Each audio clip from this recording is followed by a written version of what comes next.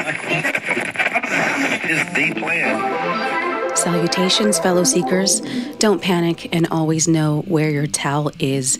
Welcome to the Crystal Kali podcast, created to expand your mind and inspire you to seek your limitless potential. I'm your host, Crystal Kali, musician, entrepreneur, biobehavioral scientist, and lover of all things strawberry banana. New episodes drop every day. Join my gang. I'm at Crystal Kali everywhere. Join my book club and check out some dope music and music videos while you're at it at crystalkali.com. And if you support this podcast on Patreon, I promise to invest those dollar bills into bringing you better and better content. Today, I want to celebrate and honor the life of a true musical legend and inspiration to me, Celine Dion, the one and only. Known around the world for her powerful voice and iconic hits, Celine has faced a challenge that many of us have never heard of. A rare neurological condition called stiff person syndrome. And I just watched her documentary called I Am Celine Dion, and I was extremely moved and just, I don't want to feel sorry for Celine because I know she doesn't want people to feel sorry for her. She's a very strong woman who has overcome a lot in her life and has faced so much. But I was in tears. It was heart-wrenching. It was just reality hitting me in my face that even if you grow up to be Celine Dion, imagine that you're a little girl and you want to sing, and you have this talent, and you're performing in front of your family. She has a huge family, by the way. She has, I think, like 13, 14 brothers and sisters. Huge family. But, you get to grow up and be Celine Dion. Like, wow. There's not many vocalists who achieve that height, where Celine is on a different level because she can sing such a huge range of material, and she's a global icon, and she's so classy. So classy. She can sing a pop hit, she can sing a ballad, she can sing a cinematic movie monster hit, she can sing jazz, Broadway, opera. I mean, this woman is so special. And she has such a unique voice as well that, she has this, I'm a full-time teacher at the moment, and almost full-time, nearly full-time. And I'm a vocal coach. I teach vocals, guitar, and piano at the moment. And, Celine has a very nasal tone. She has this just, it's strange because it's like, it's nasal, but at the same time, extremely powerful and open and resonant AF. And it's just so uniquely her. And she fabulously embraced this extremely unique tone. When you hear Celine, you definitely can hear her accent in her songs, but not in a heavy way, but you can definitely hear the accent. But she also just has this quality that I feel like if she were less confident, that she may have tried to diminish that quality. But instead, she embraces that is her tone. That's her natural tone.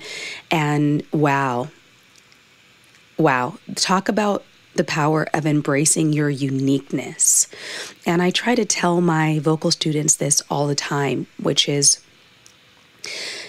you're you, and your vocal mechanism has its own size, its own shape, and its own vocal tone. That is what makes you you.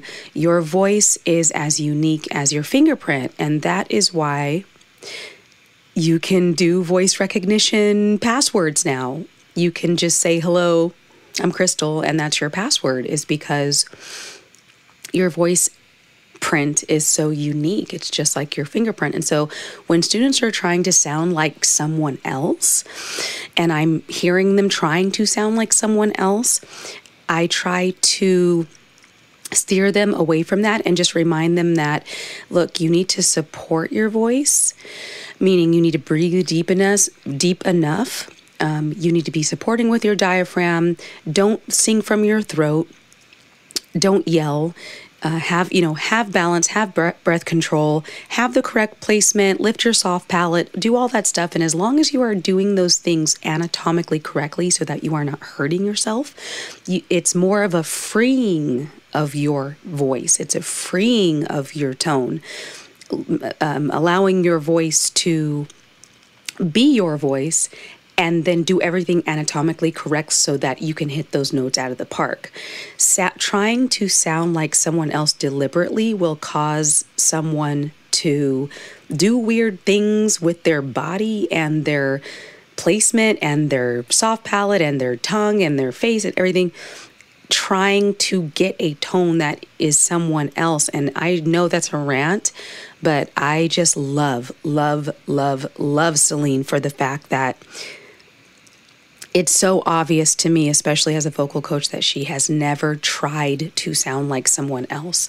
She's simply singing in the most anatomically correct way and supporting her tone so well. And oh my gosh, the confidence on this woman, even when she was so young, is out of this world. I love Celine. I know that was a rant, but Celine is amazing. I attempt to sing along to Celine Dion songs all the time, and I can pull off some pretty good, some pretty good versions after 20 years of being a professional musician, but still Celine is just on a different level. So I just want to talk about this syndrome that she has, because I have never heard of it, and I've been going through my health program at Penn State, and when I saw her interviews talking about this, I was flabbergasted. And then I saw, some of the news clips of other people with this syndrome. It's incredibly rare. And I just thought, oh my gosh, what? I mean, my heart goes out to people with this syndrome. I mean, gosh, if you haven't looked it up, I don't know if I can think of something worse. I really don't know. But as we explore Celine's journey, we're going to dive into the science behind this condition and the ongoing research to better understand it. Celine Dion's strength and grace in dealing with this illness are truly inspiring, and we're going to honor that by educating ourselves on the medical side of things. So let's get into it. Celine Dion has been a household name for decades, with her stunning voice immortalized in hits like My Heart Will Go On and The Power of Love. But in 2022, Celine shocked her fans when she revealed that she had been diagnosed with a rare and debilitating condition called stiff person syndrome. Stiff person syndrome is a chronic, progressive neurological disorder that affects the brain and spinal cord. It's an autoimmune disorder, which means that the body's immune system mistakenly attacks healthy cells. And that is from the Institute for Neurological Disorders and Stroke in 2021. We're going to call this SPS from here on out. because it is quite a mouthful. Stiff person syndrome, SPS, causes muscle rigidity and spasms, significantly affecting movement and quality of life. For someone like Celine Dion, whose life revolves around physicality and performance, this diagnosis is especially challenging. The prevalence of SPS is exceptionally low, affecting only about 1 or 2 in a million people. That's Yeklev et al., 2018.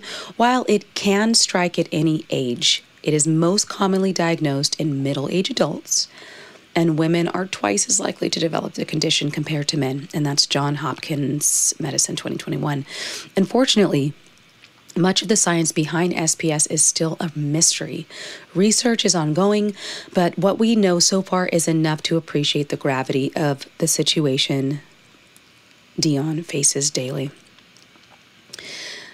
But let's talk about what this actually means for Celine. People with SPS experience chronic muscle stiffness, which can be exacerbated by stress, sudden movement, or even loud noises. Imagine trying to navigate a life in the spotlight with such an unpredictable condition. This disorder makes it difficult to walk, stand, or even perform simple everyday tasks. For someone like Celine Dion, who has dedicated her life to music and performance, this condition presents an unimaginable obstacle. And that is Cleveland Clinic 2023. And in the documentary, I don't want to spoil it for you guys because you're going to be watching it, but there is a moment where she's getting back into the studio after taking a very long break. I think she took a couple years off, 1 or 2 years off, and she's just getting back into recording. And she has, I believe the studio is set up at her house, if I'm not mistaken. I don't remember. I shouldn't say it is. But she goes to, a quiet studio, just her and a couple engineers, and she's getting back into singing, and she gets, I guess just the happiness of just getting back singing triggers an attack. So yes, it's just absolutely heart-wrenching. And also, to make things a little bit more clear, this syndrome affects all of the muscles of the body, and your voice is controlled by muscles. Your vocal mechanism is controlled by, it's a very alien looking thing. If you ever want to be freaked out about the human body, go ahead and look up a laryngoscopy and just looking at how the voice actually works. It literally looks like there's an alien inside your throat. But there are something called the arytenoid bones and muscles that control the pitch. And if those are, spasming and clenching and tightening up, obviously you can't sing. And that is what she had experienced. And actually the entire larynx, the sides of it move as well. There's muscle tissue all around the whole entire thing. Like around, ow, I just hit my head. That's why you shouldn't try to lean back while you're doing your podcast. Yeah, anyways, it's rough. So another thing that makes SPS so challenging to treat is the variability of symptoms from one person to another. Patients typically undergo a combination of treatments aimed at symptom management rather than a cure. Treatments include medications such as muscle relaxants, anticonvulsants, and intravenous immunoglobulin, IVIG, to help regulate the immune system. More recently, research has explored the potential for immunomodulating therapies which target the underlying immune response, and that is Delacus 2021. However, these treatments only manage the symptoms. They do not cure SPS. Much like the other autoimmune disorders, there is no known cure for stiff person syndrome. Ongoing research aims to uncover more about its causes and possible treatment pathways. Recent studies have identified potential biomarkers in patients with SPS, opening the door to more personalized and effective treatments in the future, which is Vasquez-Dorman and Figueroa Bonaparte, 2020. What's important to remember is that even though Celine is dealing with a devastating condition, her voice and her legacy are as strong as ever. By sharing her story, she's bringing attention to a little-known disorder and helping others who are struggling. And in doing so, she's raising awareness and sparking interest in further research for a cure. SPS may limit her physically, but her courage, resilience, and commitment to raising awareness are boundless. The strength and grace with which she navigates this illness remind us that behind every superstar, there's a person who faces their own battles just like the rest of us. And this is really the point that I got from her documentary, which was so incredibly brave of her. And also another thing to note is that she, for a large portion, if not the majority of the documentary, she doesn't have any makeup on at all. And she's, of course, still beautiful as ever. But it just warmed my heart so much as a woman to see another woman who has that much, millions of people are going to see this documentary, and she's Celine Dion, and she's this superstar with this, glamorous image that we have of her. To see that gave me so much just inspiration, and I just adored Celine even more because it showed me that being an actual human being with a soul, with depth, with all of that grittiness, the courage, the bravery, the personality, the confidence, just the depth of soul hit me so hard. I just loved it so much. And also, just her, it showed me what true beauty is. It showed me what true beauty looks like. Because when I look at Celine, and I think she's in her 50s now, looking at Celine in her 50s with no makeup on, just doing this documentary, so brave, so confident, still, she's still determined to sing. She's still recording, putting out new music, telling her story. Wow, incredible, incredible. And even though she probably doesn't think so, she was recording a song in the documentary, and you can hear,